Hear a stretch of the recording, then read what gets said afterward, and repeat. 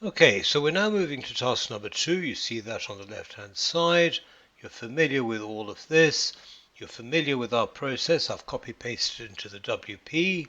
All right, and I've highlighted the key information in task 2A. We need to prepare a report for the CEO, analyzing opportunities and threats, and these would become subheadings in our report. Opportunities and threats. We're also told not to consider sustainability reporting. All right, so make sure that you don't. 16 marks. Okay, and the professional skill is commercial acumen. So our usual analysis, 1036, we finish 8 points, 4 opportunities, 4 threats, linked to exhibit number 3. Okay, partnership summary. So this is the partnership with the Department of Transport. Report format, as always. Introduction, again, remember all I've done is copy-pasted from the task, and then using the wording from the task as subheadings. So I've got some opportunities here. Notice I've written this one out fully. So having been in the market for over 20 years with a comprehensive understanding of EV technology, VTM can draw on the expertise to design and construct charging stations which are not only of high quality but also compatible with all electric vehicles on the market today. This strength is enhanced by VTM's very strong innovative culture, which it has used to grow from a startup. As EV technology develops, VTM will need to ensure that charging unit design develops also.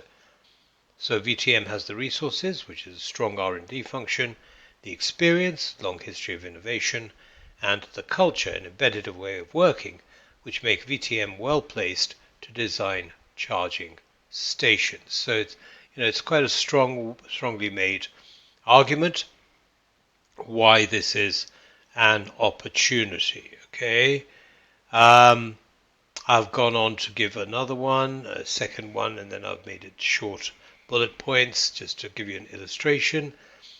Department of Trade is a key player. We identified that actually in the previous task. High interest, high influence. Not in the previous task, I beg your pardon. We identified that in our pre-scene analysis.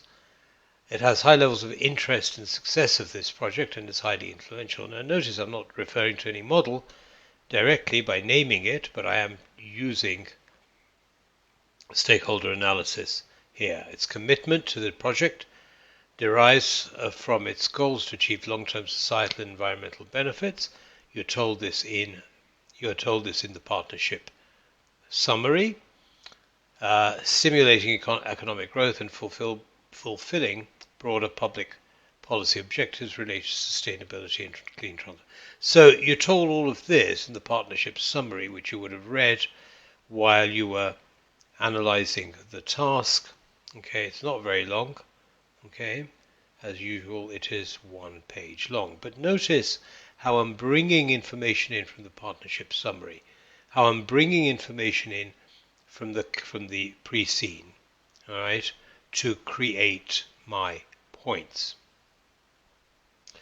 So I've explained why it is highly interested, because it wants to provide this public service. Now I'm explaining why it's extremely influential in the market, because it can lobby for tax breaks for EV owners, leading to an increase in the size of the market. That should be not size. For these reasons, it's important to keep VTM to keep the Department of Trade happy. That's what you do with key players, and this project is one way in which to achieve this. Okay, so again, a well thought out, well structured point. I have some other opportunities for competitive advantage. We'll be having our brand all over the country, and we mitigate competitive threats. It's another revenue stream. So what happens if our other revenue streams decline? Then what are we going to do about those? Well, this will replace some of those. Threats, well, the main threat here I've identified is who is in control of the project. Okay, and this is the point I'm making here. Responsibilities must be clarified. Okay, also how reliable are the project estimates Are the milestones achievable? VTM must have complete authority to decide these, because if it doesn't, then it faces paying penalties for something that's outside its control. Also, I question the time, 5 years, for a nationwide project. I'm saying there's a conflict here because Department of Trade has a political timetable. It's promised something to the government and to the people, right? And so 5 years is okay for it, but it may not be okay for VTM to commit to. Okay. Also, how certain are we of the numbers? We're investing $700 million. How certain are we that we're going to get it back from the charging fees?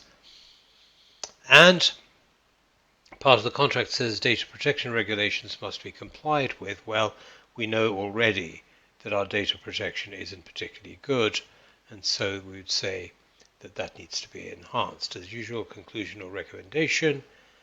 Recommendation is to proceed, so I have given a recommendation, all right, but the threats should be addressed immediately. Then I finish by saying the most persuasive reason for entering the contract is that the VTM brand will permanently be visible across the country at neutral cost to VTM. This offers a major competitive advantage, especially important as the market grows. Moving on then to the next part of question 2, task 2, the CEO has made the CFO aware that the proposed partnership with DOT requires VTM to report on sustainability. It's not something that VTM does at the moment in its financial statements, and the CFO has limited knowledge of the same thing, of the relevant guidance, etc. Prepare a briefing note which advises on relevant guidance, approaches, sustainability reporting practices, and the potential issues which VTM may face in complying with sustainability reporting requirements of the partnership. 12 marks, so 6 points, 3 advice, 3 issues probably. Exhibit number 3, still we're talking about the partnership with DOT, and that's the finishing time 11:05. Now, you may not know very much about sustainability reporting, but essentially what we're doing, or what we're being asked to do is, and this is not unusual, what we're being asked to do is identify a standard, right? So there are international reporting guidelines on sustainability reporting, and so they will set the standard, what we should do at the minimum. We then gather data from inside and outside the organization to see how we compare against those standards, and then we take corrective action to catch up or to meet those standards where necessary. Essentially, any time that you're faced with a question like this, all right, those are the 3 things that you need to remember if you can't remember the actual guidance on sustainability reporting. So as usual, we've got the format, yes, briefing note format. Advice and guidance, well, I've got a bit of an introduction here. All right, must establish a structure for meeting those guidelines and reporting those practices. Number of international guidelines exist, but they have similar structures, include gathering of data from internal and external stakeholders. Okay, this will require robust data gathering systems and analysis. For example, by using cloud service providers and enhanced data protection. Non-quantitative data will need to be collected. For example, community satisfaction with charging stations. These measures need to be quantified and trends measured.